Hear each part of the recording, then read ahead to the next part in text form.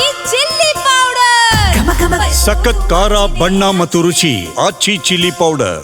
ಕನ್ನಡ ಕಿರುತೆರೆ ಲೋಕದ ಅತಿದೊಡ್ಡ reality show Bigg Boss season 12ರ ಕಪ್ಪನ್ನ ಎತ್ತೋದು ಯಾರು ಅನ್ನುವಂತಹ ಕುತೂಹಲ. ಗಿಲ್ಲಿ ನಟ ಮತ್ತು ಅಶ್ವಿನಿ ಗೌಡ ನಡುವೆ ತುರುಸಿನ ಪೈಪೋಟಿ ಏರ್ಪಾಡಾಗಿದೆ. ಬಿಗ್ ಬಾಸ್ ಸೀಸನ್ 12ನ್ನ ಗೆಲ್ತಾರ ಅಶ್ವಿನಿ ಗೌಡ ಅನ್ನುವಂತಹ ಕುತೂಹಲ ಜಾಸ್ತಿ ಆಗ್ತಾ ಇದೆ. ಆರಂಭದಿಂದಲೂ ಕೂಡ ಹವಾ ಕ್ರಿಯೇಟ್ ಮಾಡಿದ್ರು ಶೋನಲ್ಲಿ ಅಶ್ವಿನಿ ಪರ ವೋಟ್ ಮಾಡುವಂತೆ ಕ್ಯಾಂಪೇನ್ ಕೂಡ ಹೊರಗಡೆ ಜೋರಾಗ್ತಾ ಇದೆ. ಕಿರುತೆರೆಯ ನಟ ನಟಿಯರು ವೋಟ್ ಮಾಡುವಂತೆ ಮನವಿ ಮಾಡಿಕೊಳ್ತಾ ಇದ್ದಾರೆ. ಜೊತೆಗೆ ಕನ್ನಡ ಪರ ಹೋರಾಟಗಾರ್ತಿ ಕೂಡ ಹೌದು. ಕರವೇ ನಾರಾಯಣಗೌಡರ ಬಣದಲ್ಲಿ ಗುರುತಿಸಿಕೊಂಡಿದ್ರು ಅಶ್ವಿನಿ ಗೌಡ. ನಾರಾಯಣಗೌಡರು ಕೂಡ ಬ್ಯಾಟ್ ಬೀಸಿದ್ದಾರೆ. ಅಶ್ವಿನಿ ಗೌಡ ಅವರನ್ನು ಗೆಲ್ಲಿಸುವಂತೆ ಕರೆಯನ್ನು ಕೊಟ್ಟಿದ್ದಾರೆ. ನೀವೆಲ್ಲ ಬಿಗ್ ಬಾಸ್ ಸೀಸನ್ 12 ನೋಡ್ತಾನೆ ಇದ್ದೀರಾ. ಅದರಲ್ಲಿ ನನ್ನ favourite contestant Ashwini Gowda ma'am. ಅವರು ಆಚೆ ಹಲವಾರು ಕನ್ನಡ ಕೆಲಸಗಳಿಗೆ ಕೈ ಜೋಡಿಸಿದ್ದಾರೆ. ಒಳಗಡೆ ಕೂಡ ಅವರ ವ್ಯಕ್ತಿತ್ವನ ಎಲ್ಲೂ ಬಿಟ್ಕೊಡದೆ ತುಂಬ ಚೆನ್ನಾಗಿ ಆಟ ಆಡಿದ್ದಾರೆ. ಅವ್ರು ತಪ್ಪು ಮಾಡಿದಾಗ ಕೂಡ ಕ್ಷಮೆನೂ ಕೇಳಿದ್ದಾರೆ. She is very much tough contestant ಕೂಡ. ಫಿನಾಲೆವರೆಗೂ ಅವರು ಬಂದಿದ್ದಾರೆ. ಅವ್ರನ್ನ ಗೆಲ್ಲಿಸೋ ಜವಾಬ್ದಾರಿ ನಮ್ಮದು ನಿಮ್ಮದಾಗಿದೆ. ಸೊ ನೀವೆಲ್ಲರೂ ಇನ್ನೂ ಯಾರು ವೋಟ್ ಮಾಡಿಲ್ಲ ಅಶ್ವಿನಿ ಮ್ಯಾಮ್ ಅವ್ರಿಗೆ ಅಂದರೆ ಈಗಲೇ ಜಿಯೋ ಹಾಟ್ಸ್ಟಾರ್ನ ಡೌನ್ಲೋಡ್ ಮಾಡಿ ಒಬ್ಬರು 99 ಟೈಮ್ಸ್ ವೋಟ್ ಮಾಡ್ಬೋದು. ಸೊ ಈಗಲೇ ಅಶ್ವಿನಿ ಮ್ಯಾಮ್ಗೆ ವೋಟ್ ಮಾಡಿ. ನೀವು ಆಲ್ರೆಡಿ ಎಲ್ಲ ಕನ್ನಡಿಗರ ಮನ್ಸು ಗೆದ್ದಿದ್ದೀರಾ. ಬಿಗ್ ಬಾಸ್ ಸೀಸನ್ 12 ಕಪ್ನ ಕೂಡ ಗೆದ್ಕೊಂಡ್ಬನ್ನಿ. I wish you all the very best ma'am. ಈ ಬಾರಿಯ ಬಿಗ್ ಬಾಸ್ ವಿಜೇತೆ ಸಹೋದರಿ ಅಶ್ವಿನಿ ಗೌಡ ಆಗಬೇಕು ಅನ್ನೋದು ನನ್ನ ಆಸೆ. ಕಾರಣ ಇಷ್ಟೇ, ಅವರ ಧೈರ್ಯ, ಸ್ಥೈರ್ಯ, ತಾಳ್ಮೆ, ಸಂಯಮ, ಆತ್ಮವಿಶ್ವಾಸಕ್ಕೆ ಗೆಲುವು ಸಿಗಬೇಕು. ಹಾಗಾಗಿ ಅಶ್ವಿನಿ ಗೌಡರವರಿಗೆ ನನ್ನ ಕಡೆಯಿಂದ ಶುಭ ಹಾರೈಕೆಗಳು. Wish you all the best Ashwini Gowda. Bigg Boss ನ ಪ್ರತಿ ಸೀಸನ್ ನೋಡ್ಕೊಂಡು ಬಂದಿದ್ದೀನಿ. ಈ ವರ್ಷ I am rooting for Ashwini Gowda ಅವ್ರಿಗೆ. ಅವರ ಒಂದು ಜರ್ನಿ ನೋಡಿದ್ರೆ it had all the emotions, ups and downs ಎಲ್ಲಾನು ಇತ್ತು. ಹಾಗೆ ಅವರ ಗ್ರಾಫ್ ಕೂಡ ತುಂಬಾ ಚೆನ್ನಾಗಿದೆ. ಅವರು ಒಂದು ಸ್ಟ್ರೆಂತ್ ಅಲ್ಲಿ ಇರ್ಬೋದು. ಬಿಗ್ ಬಾಸ್ ಪರ್ಸನಾಲಿಟಿ ಆಟ ಆಗಿರೋದ್ರಿಂದ, ವ್ಯಕ್ತಿತ್ವದ ಆಟ ಆಗಿರೋದ್ರಿಂದ ಅವರ ಒಂದು ಪರ್ಸನಾಲಿಟಿ ತುಂಬಾ ಚೆನ್ನಾಗಿ ಹೊರಗಡೆ ಬಂದಿದೆ ಅಂತ ಅನ್ಸುತ್ತೆ ನನಗೆ. And actually, ಅವರ ಒಂದು determination to fight against the odds, ಅಥವಾ ಎಲ್ಲ ಚೆನ್ನಾಗಿದ್ದಾಗ ಹೇಗಿರ್ಬೇಕು, ಎಲ್ಲಾರು ಅಗೇನ್ಸ್ಟ್ ಆದಾಗ ಹೇಗೆ ಹ್ಯಾಂಡಲ್ ಮಾಡಬೇಕು ಅನ್ನೋದನ್ನ ನಂಗೆ ತುಂಬಾ ಇಷ್ಟ ಆಯ್ತು ಈ ಸೀಸನ್ ಅಲ್ಲಿ. ಇವಾಗ ಒಂದು ಕಪಲ್ ವೀಕ್ಸ್ ಇಂದ ಅವರ ಒಂದು ಗೇಮ್ಗಳನ್ನ ನೋಡಿದ್ರು ಕೂಡ ಅಷ್ಟು ಚೆನ್ನಾಗಿ ಪರ್ಫಾರ್ಮ್ ಮಾಡ್ತಿದ್ದಾರೆ. ಒಂಥರ ಫೋಕಸ್ಡ್ ಆಗಿ ತುಂಬಾ I think she is become an inspiration that ಮನ್ಸಿದ್ದರೆ ಮಾರ್ಗ, ನಾವು ಮನ್ಸ್ ಮಾಡಿದ್ರೆ ಏನ ಬೇಕಾದ್ರೂ ಸಾಧಿಸ್ಬೋದು, ಬೇರೆ ಏನೂ ಬಾರ್ಸ್ ಬರೋದಿಲ್ಲ ಅನ್ನೋದಕ್ಕೆ ಅವರೇ ಒಂದು ಸಾಕ್ಷಿ ಅಂತ ಹೇಳ್ಬೋದು. And I am really hoping that she comes out with flying colours. ಅವರು ಗೆಲ್ತಾರೆ ಬಿಡ್ತಾರೆ ಅದು ಸೆಕೆಂಡ್ರಿ. ಹೊರಗಡೆ ಬರೋಷ್ಟೊತ್ತಿಗೆ ಅವರು ಜನಗಳನ್ನ ಮನ್ಸನ್ನಂತೂ ಗೆದ್ದಿರ್ತಾರೆ ಅಂತ ನನಗನ್ಸುತ್ತೆ.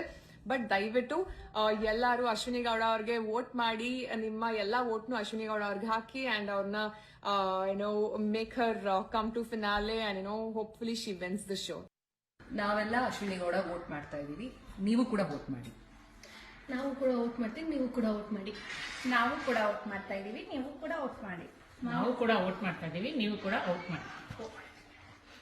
ನಾವು ಕೂಡ ವೋಟ್ ಮಾಡ್ತಾ ಇದೀವಿ, ನೀವು ವೋಟ್ ಮಾಡಿ. ನಾವು ಕೂಡ ವೋಟ್ ಮಾಡ್ತಾ ಇದೀವಿ, ನೀವು ಕೂಡ ವೋಟ್ ಮಾಡಿ. ನಾನು ವೋಟ್ ಮಾಡಿದ್ದೀನಿ, ನೀವು ವೋಟ್ ಮಾಡಿ. ನಾನು ಕೂಡ ವೋಟ್ ಮಾಡ್ತಾ ಇದ್ದೀನಿ, ನೀವು ವೋಟ್ ಮಾಡಿ.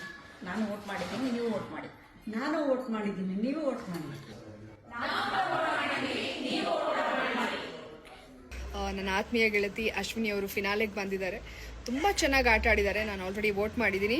ನಿಮ್ಮ ಅತ್ಯಮೂಲ್ಯವಾದ 99 ಮತಗಳನ್ನ ಅಶ್ವಿನಿ ಅವ್ರಿಗೆ ವೋಟ್ ಮಾಡಿ. ತುಂಬ ಚೆನ್ನಾಗಿ ಆಟ ಆಡಿದ್ದಾರೆ. ತನಗನ್ಸಿದ್ದನ್ನು ನೇರವಾಗಿ ಯಾವುದೇ ದಯಾದಾಕ್ಷಿಣ್ಯ ಇಲ್ಲದೆ ಮಾತಾಡಿದ್ದಾರೆ. ಶಕ್ತಿ ಮೀರಿ ಟಾಸ್ಕ್ ಆಡಿದ್ದಾರೆ. ಸೊ ವಿನ್ನಿಂಗಿಗೆ ಅವರು ಡಿಸರ್ವಿಂಗ್. ಹಾಗಾಗಿ ಅಶ್ವಿನಿ ಅವ್ರಿಗೆ ವೋಟ್ ಮಾಡಿ ಅಶ್ವಿನಿ ಅವ್ರನ್ನೇ ಗೆಲ್ಸೋಣ ಅಂತ ಹೇಳಕ್ಕೆ ಇಷ್ಟಪಡ್ತೀನಿ. ಅಶ್ವಿನಿ ಗೌಡ ಅವರು ತುಂಬ ಚೆನ್ನಾಗಿ ಟಾಸ್ಕ್ನ ಆಡ್ತಾ ಇದ್ದಾರೆ ಮತ್ತು ನಡೆಸ್ಕೊಡ್ತಾ ಇದ್ದಾರೆ.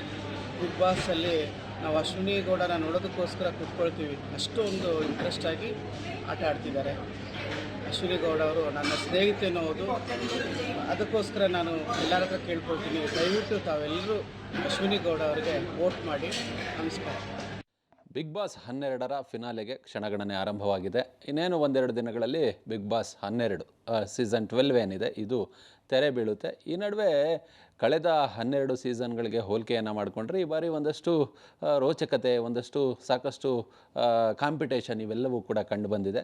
ಈ ಬಗ್ಗೆ ಮಾತಾಡಲಿಕ್ಕೆ ಬಿಗ್ ಬಾಸ್ ಸ್ಪರ್ಧಿಯಾಗಿದ್ದಂತಹ ಜಾಹ್ನವಿ ಅವರು ನಮ್ಮ ಜೊತೆ ಇದ್ದಾರೆ. ಅವ್ರನ್ನ ಮಾತಾಡ್ಸೋಣ. ಮೇಡಮ್ ನಮಸ್ತೆ. ನಮಸ್ತೆ.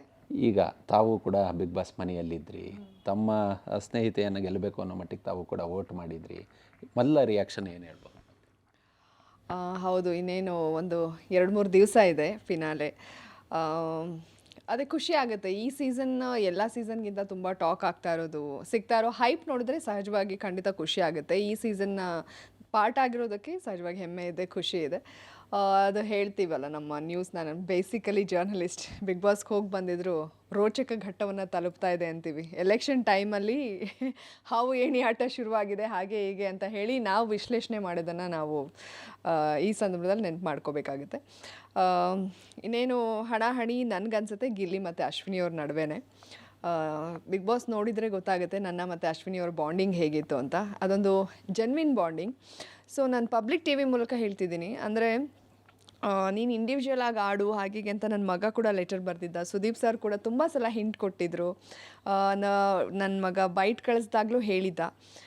ನಾನು ತುಂಬ ಸ್ಮಾರ್ಟ್ ಇರೋದ್ರಿಂದ ಅವ್ರು ಹೇಳುವಾಗ ನನಗೆ ಅರ್ಥ ಆಗ್ತಾಯಿತ್ತು. ಬಟ್ ಎಲ್ಲೋ ಒಂದು ಕಡೆ ನಮ್ಮಲ್ಲಿದ್ದಂತಹ ಟ್ರೂ ಫ್ರೆಂಡ್ಶಿಪ್ ನನ್ನ ತುಂಬ ಸೆಳೀತಾ ಇತ್ತು.